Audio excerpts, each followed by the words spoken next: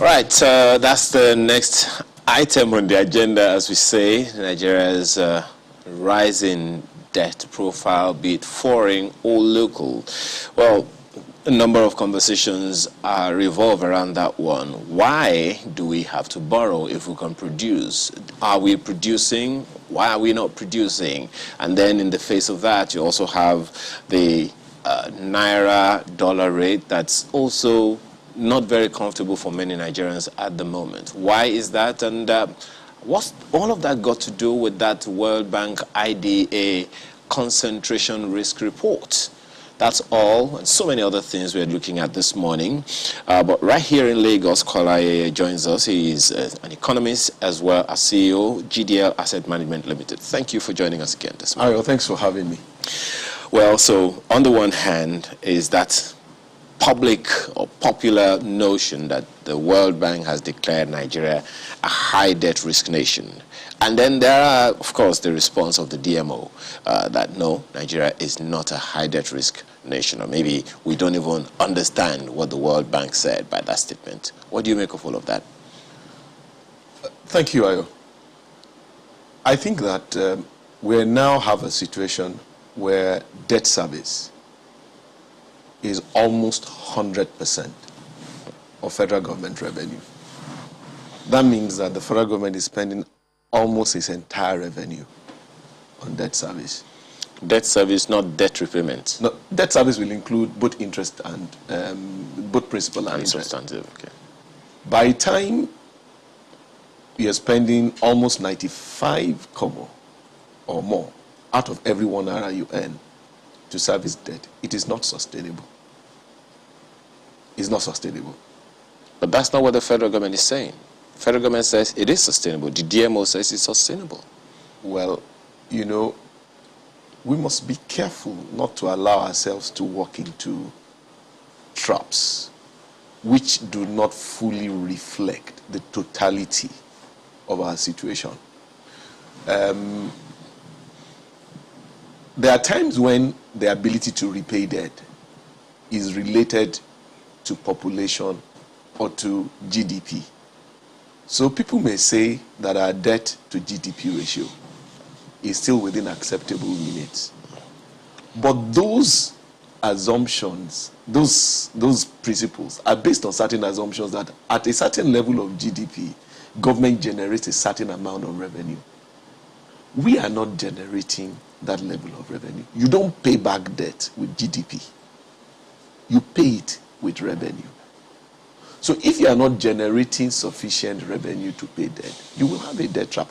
You don't need to look far to project that if you keep it, not an individual, neither an individual nor a company nor a nation, there is no economic entity that can survive with a situation where over 90% of your income goes to debt service. So it will only be a question of time before we start having issues of default. In fact, what has avoided default is that right now, rather than defaulting, central bank has accommodated the federal government by giving them overdraft, what is called ways and means. And those ways and means are beyond what, in my view, and what I think is a statutory limit. I think it says that government usually is supposed to borrow not more than 5% of its revenue in the previous year. So what I'm saying is that if the CBN wasn't accommodating the federal government, we would already be in default. Ayo, if you use 90% of your revenue in channels to service debt, you will default in paying rent and in paying your children's school fees and in feeding. There will be a default. Or you will default in paying the debt. If a company is in the same situation, it will happen. It's not different from a nation.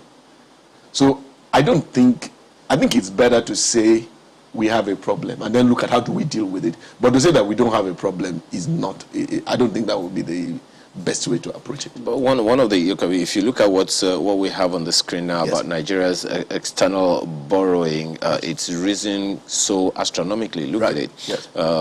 Between December 2015 and December 2020, yes, it's so astronomical. Yes. Between December 2010 and 2015, yes, look at what we have. I mean, yes, it's almost marginal, but what we have right now, it's so tremendous, so humongous, and looks quite scary. Yes. Now, but when you talk about the fact that government needs to pay back debt or service debt with revenue, the only thing how is government going to do that? Because the only thing that would that sounds like revenue, as far as people are concerned, are levies, taxes, licenses, and all those things, and it always comes from the people, whether as individuals or as businesses. If we're talking about businesses, the question you want to ask is, how well are the businesses themselves doing? So how is government going to get revenue with all of that?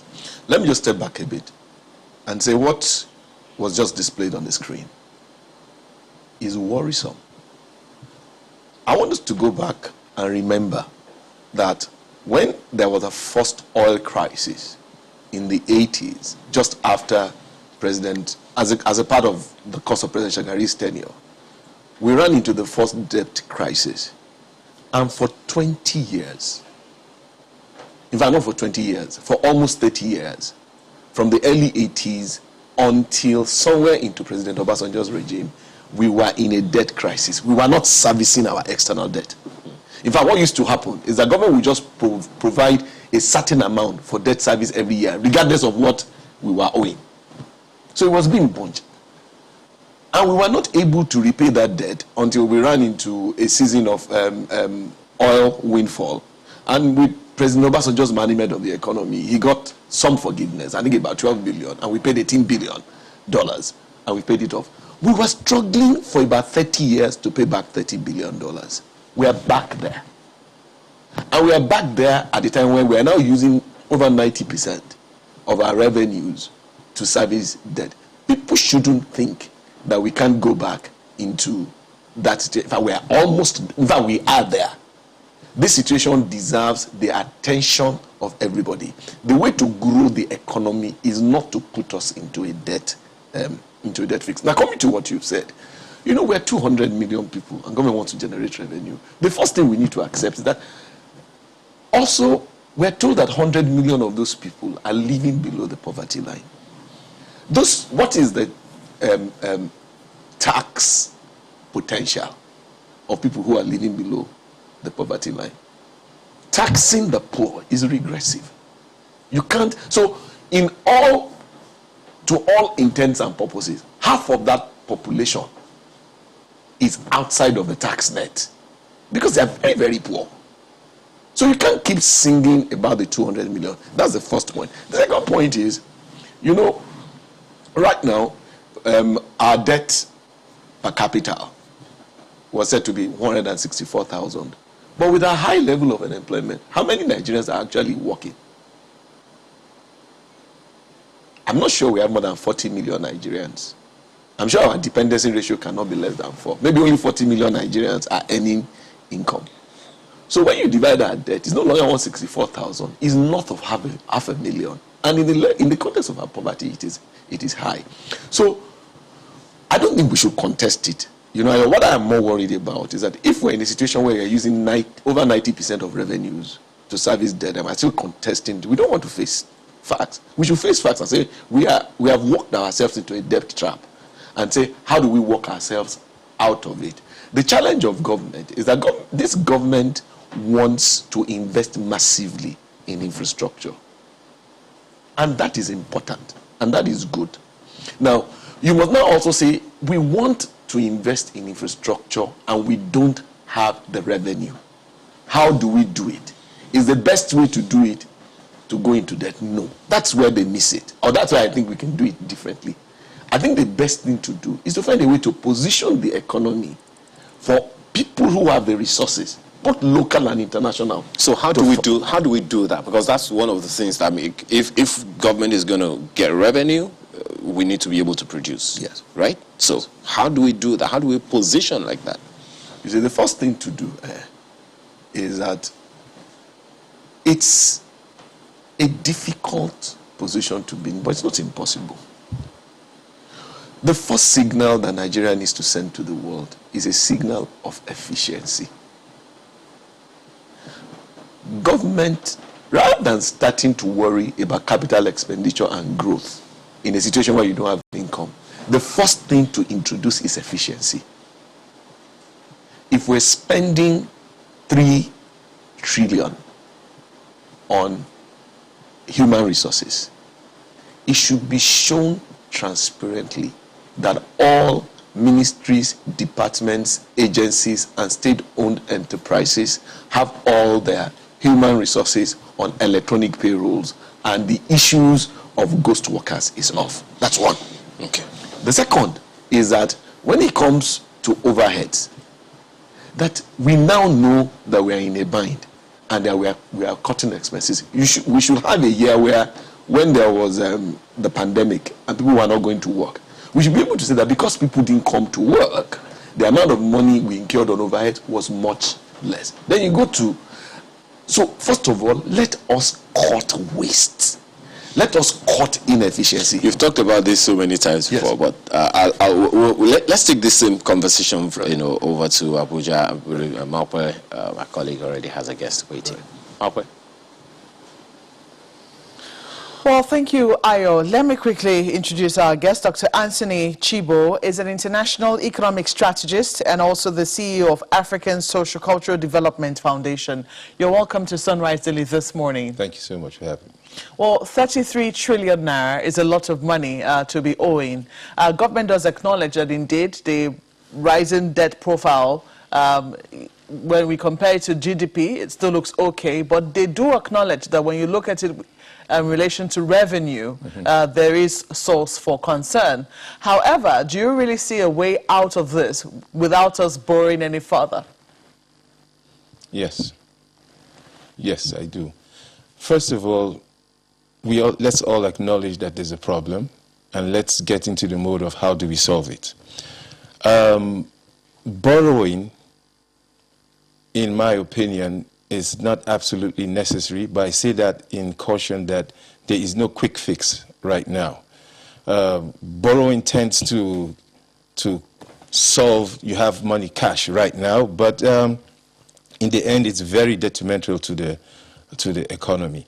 I would rather, there are options, increase the taxes. That also I would not advise, but that's because that's direct injection into the economy for revenue, for the government. But there are indirect ways of increasing revenue, and that we will caption as increasing economic activity. There are ways, policies that could be raised and implemented that increase economic activity, and we know that increase in economic activity, all things being okay, should lead to an increase in revenue for government. Why are we shying away from increasing taxes? Okay, you see, in offering solutions to the situation that we are in now, we will offer solutions that I think are practicable and workable now. In my opinion, increased taxes that will work will need trust from the population. For taxes to work, there has to be trust. If you increase taxes in a situation like this, the trust factor is not there. What do I mean by trust factor? I mean, does the population actually that's paying the tax really believe that their taxes will be used for economic development? Isn't that where they're supposed to hold the government to account? Isn't that where they get more interested in what is happening in government? Oh, well, yes, in an ideal world, because I've paid my taxes, I should be much more interested in knowing what is happening. Yes, and that's where culture change has to be instituted. In fact, there is no economic development plan or economic progress plan for GDP growth that works without a culture change. So the culture of paying taxes, and because you've paid taxes, you want to hold government accountable, is not existing. We don't have that. And that is why, if I was to be asked, as you're asking me, I would look for other routes to increase revenue for government. But that still remains an option. Okay, but the culture has not been imbibed in us. And it's very important, because any any program you bring about now to solve any economic problem you have now will actually end in failure, especially in a country of ours, because our culture does not foster such for now. And it's good you brought this up. Ordinarily, I pay my taxes, I attend meetings, town hall meetings, I'm in touch with my representative, and I always want to know when is the next road going to be built, when is the next hospital going to be built, but that's not our culture. But that has to be the case. But parallel to that, I would call it invent, innovate, and implement. Government, to raise revenue, has to begin to think as a business. It has to begin to think as a business where, in this case now, profit is equal to revenue. So what can I do? What do I do to be able to get in more revenue? And in order not to compete with private business, you partner. But you need to invent, you need to innovate. Increase in economic activity equals an increase in income, especially in hard courses, in hard currency. I give an example. What is wrong, or what is unattainable in increasing the number of sports events, shows? Shows that happen in a year. A simple example I'm giving. Increase in economic activity. We've seen what has happened with COVID and how that has made us quite shy of social events. Right. In recent times, it's been with caution and even some trepidation. And even now, I think it's largely because livelihoods are trying to come back. Is the reason why the federal government has been very reluctant to apply any sort of lockdown. Right. So there'll be huge questions as to the effect of COVID as well on what would have been our revenue projections, maybe what exactly is causing us to be spending 95% of our revenue right now in servicing debt and not being able to increase this profile. Right.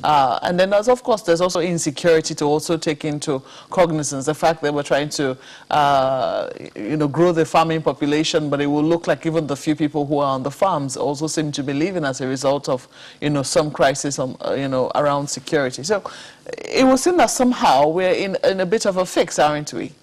Yeah, we're in a fix, but we're in a fix I believe that we can come out from. COVID, and you mentioned insecurity, are problems that we must surmount. We can't use that as reasons why we do not implement what we're supposed to implement. The European Cup, the football event, still took place.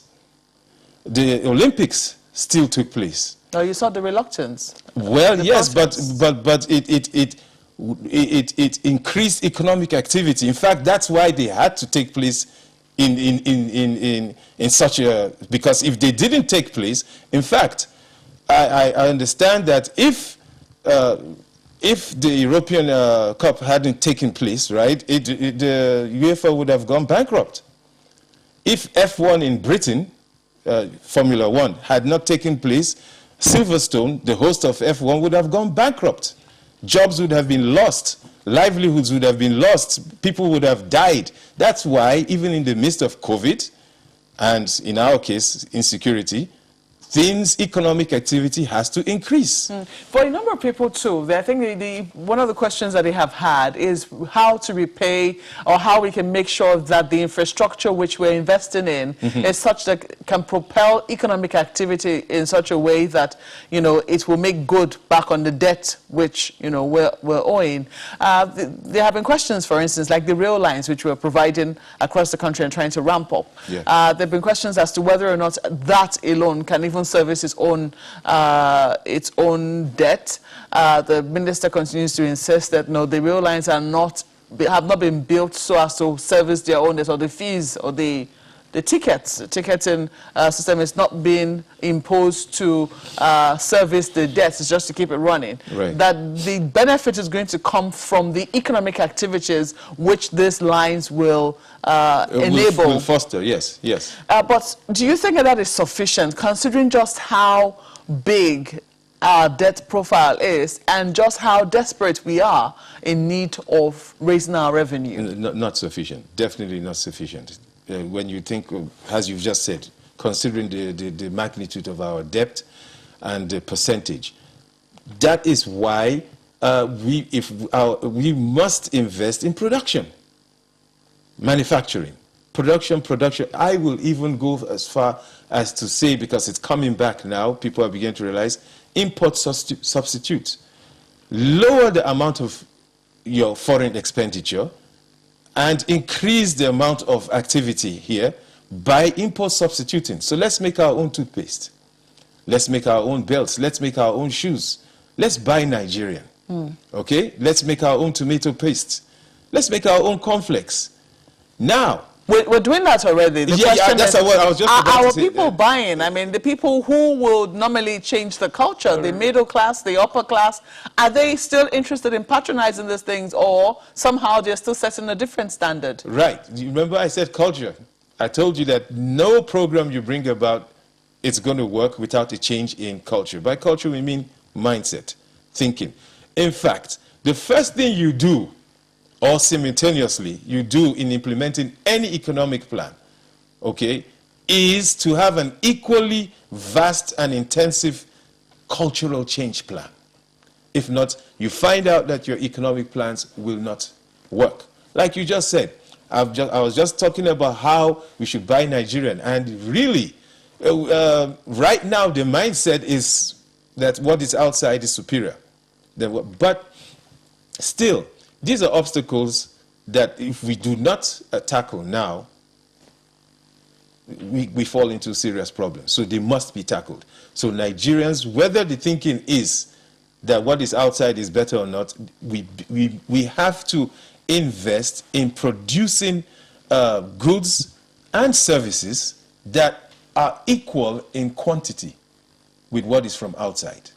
Now, the policies to enforce, can I say yes, enforce import substitution must also be implemented. Because if you're going to start producing, you must give and help the producers access the market. So people are producing shoes. As it is now, many shoe manufacturers have to brand their shoes as if they're being produced from outside just for them to be acceptable in our market. However, if the shoe qualities, which they are as good as what is obtainable outside the country, with a policy that is enforced, that there is no, as shocking as that may be, importation or a quota of importation of shoes, then there's an incentive for the local businessman, okay, to begin to I'm just using shoes for an example, to produce shoes.